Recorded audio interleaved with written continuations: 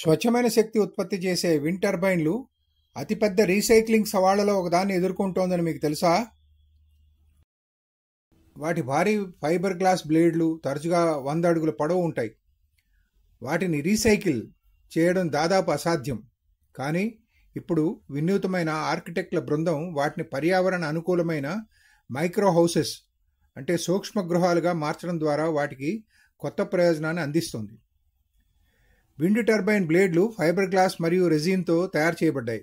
వీటిని తేలికైనవిగా చేస్తాయి, కానీ చాలా మన్నికైనవిగా కూడా చేస్తాయి. ఈ మన్నిక అంటే వాటిని సులభంగా కరిగించడం, రీసైకిల్ చేయడం లేదా ల్యాండ్ ఫిల్లింగ్ చేయడం సాధ్యం కాదు. ప్రపంచవ్యాప్తంగా వేలాది పనికిరాని బ్లేడ్లు పెరిగిపోతున్నాయి మరియు ప్రతి ఒక్కటి శతాబ్దాలుగా భూమిలో కలిసిపోవు.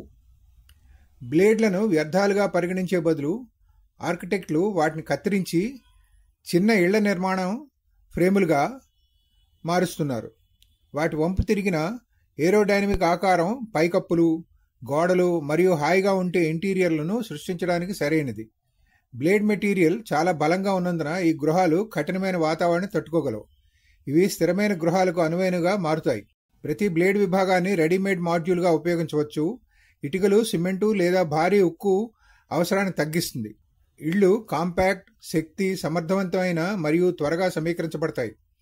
అవి సర్క్యులర్ ఎకానమీ వ్యవస్థతో కూడా సమన్వయం కలిగి ఉంటాయి.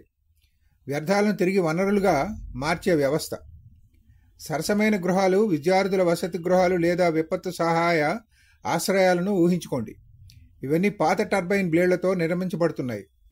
పవనశక్తి వ్యర్థాలను సూక్ష్మ గృహాలుగా మార్చడం ద్వారా స్థిరత్వం విద్యుత్ ఉత్పత్తితో ముగియేదని ఆర్కిటెక్టులు నిరూపిస్తున్నారు.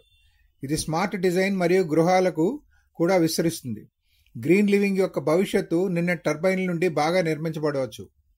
ఈ ఆలోచన ఆసక్తికరంగా ఉందని మీరు భావిస్తే లైక్ ఇవ్వండి, అవును అని చెప్పడం ద్వారా వ్యాఖ్యానించండి, చాలామందికి షేర్ చేయండి మరియు ప్రపంచంలోని మరింత ఆసక్తికరమైన అభివృద్ధిపై మా వీడియోలను సబ్స్క్రైబ్ చేయండి.